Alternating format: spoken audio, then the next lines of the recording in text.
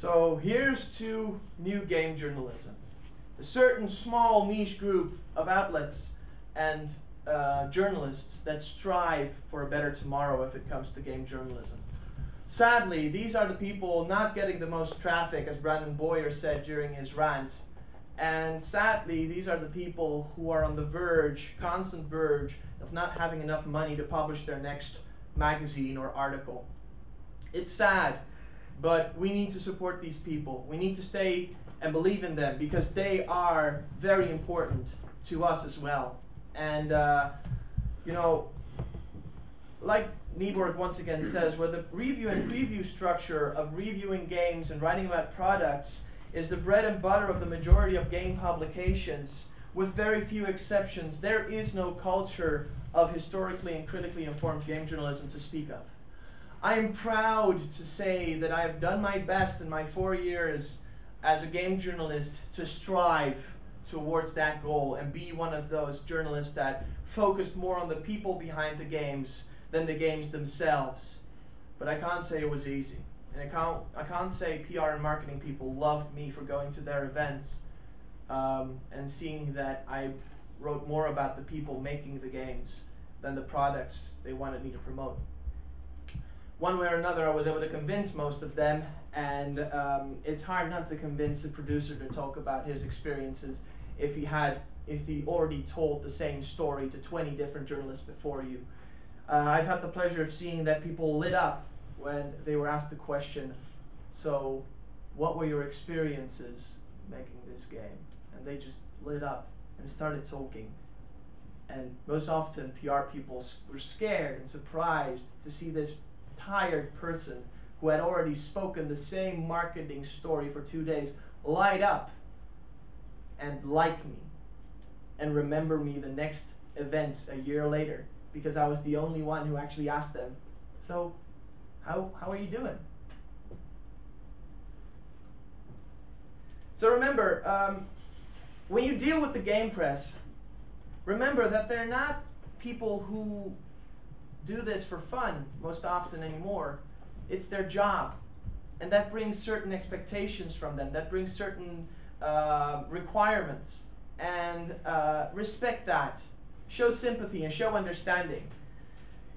Because one passionate game journalist who loves your work and makes time in their busy schedule to write about you is literally as valuable as an entire PR department. Gillen couldn't have said it better.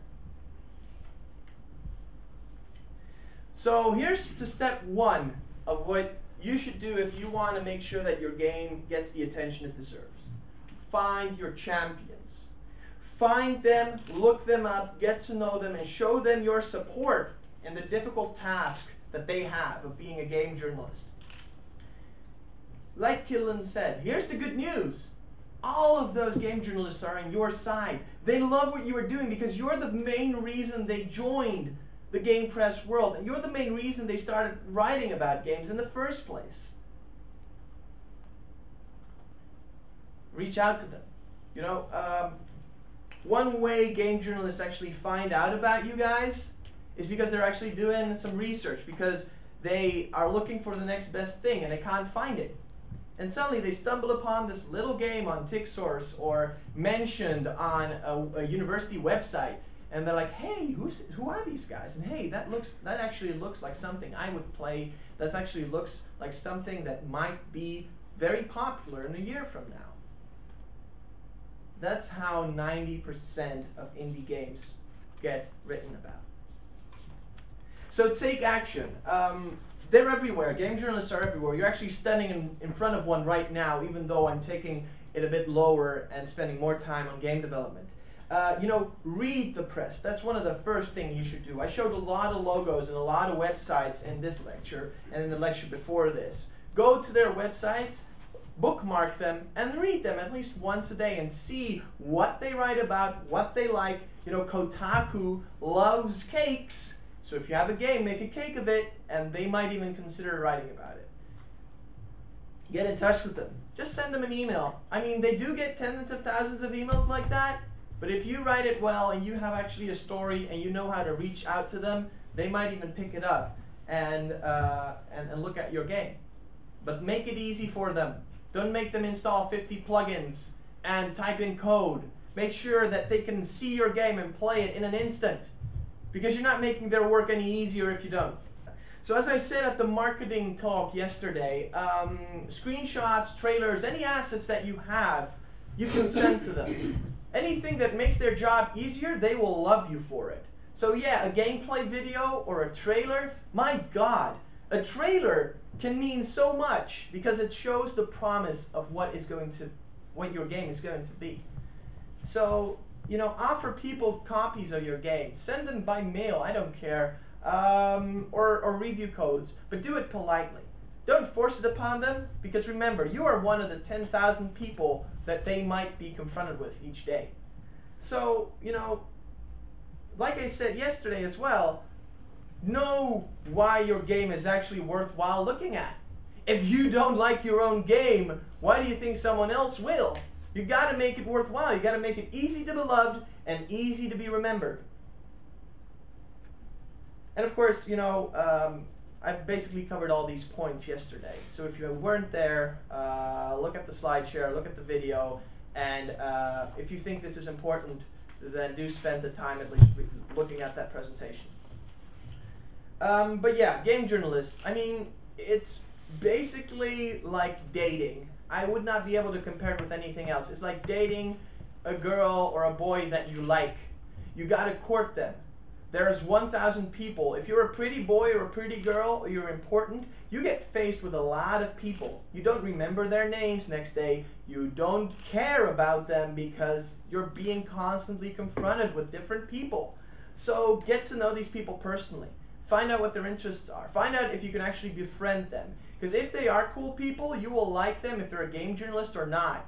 I bet most of you guys didn't even know I was a game journalist until I came here. If you like me beforehand, well, that gives you a reason to talk with me. And it doesn't even have to be about your game. If I like you, I want to play your games. If I like you as a person, that means your games are awesome. And if not, then I'll give you advice on how to make them awesome because I believe in you. So understand the mechanisms of game journalism. Read everything you can read about game journalists and about how they work. Read everything I gave you during this lecture and at the end in the references. But be polite times 3,000. These people have a very hard time doing what they love. Don't pressure them. I mean, if there's one game journalist, don't focus, don't put all your focus, don't put all your eggs in one basket. There's enough fish in the sea, just like there is when you're dating.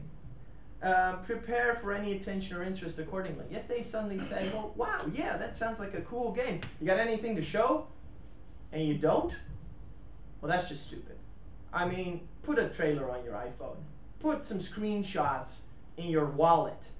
I mean, have something with you. If you care about your project, you want it to be seen.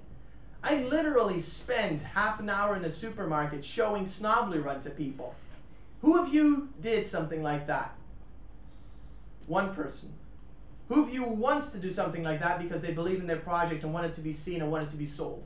Raise your hand. So who's going to go to the supermarket tomorrow when they're doing groceries and actually ask a grandmother if they want to play that game? Okay, that's for next time.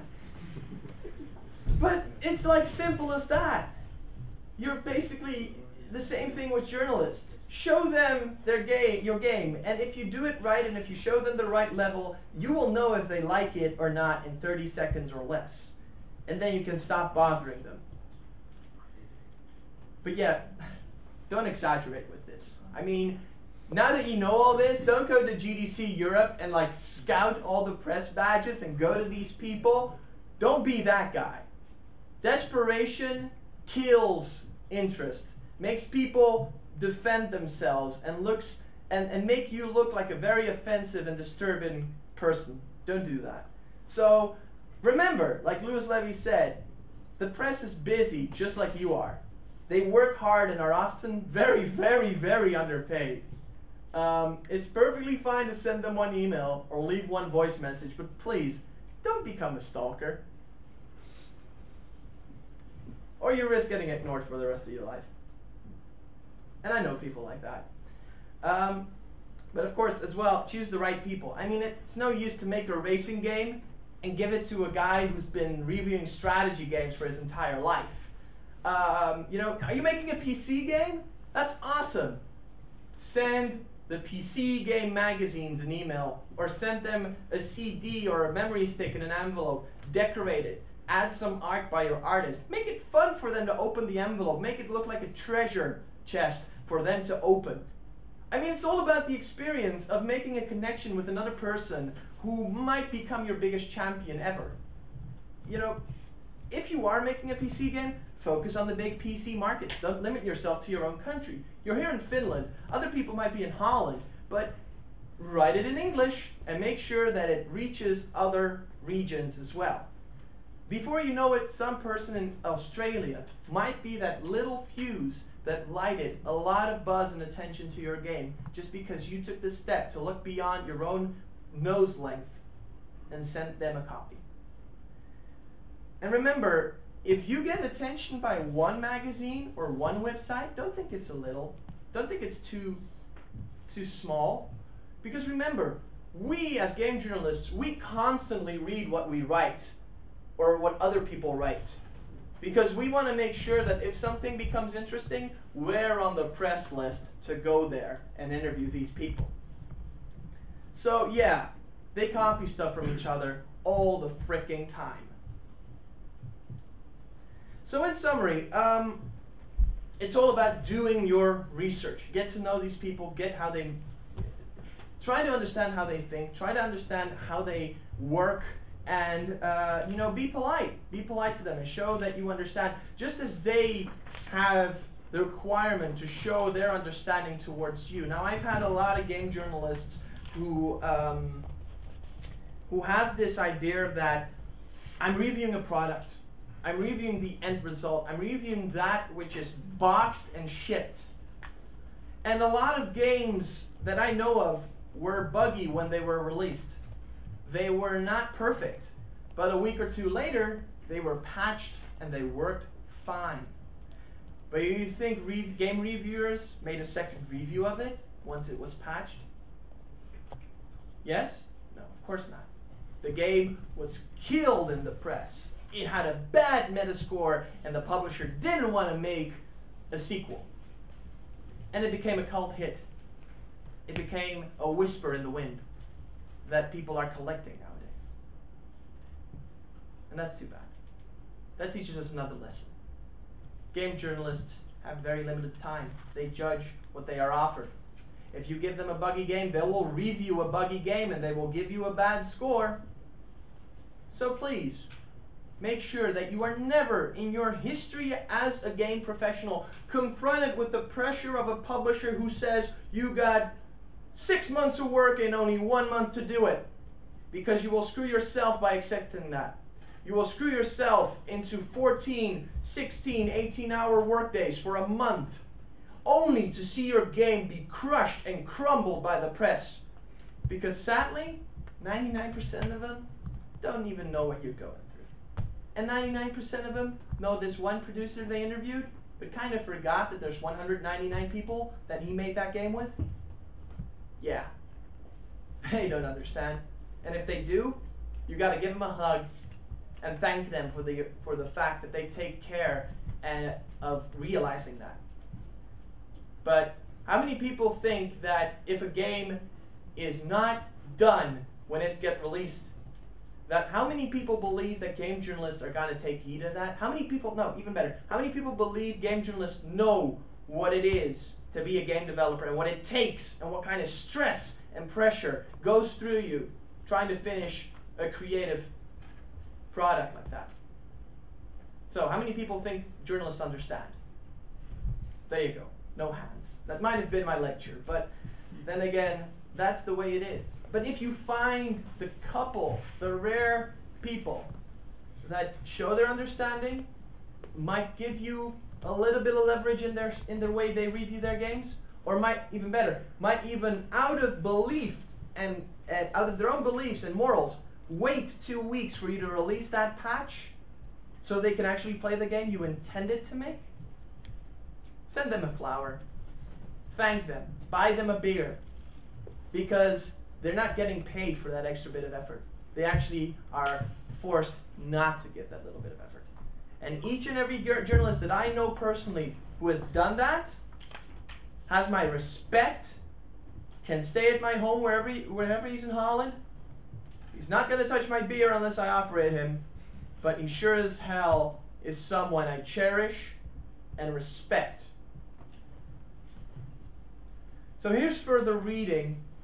It's a lot. It's not everything even, but it should get you started. Take care.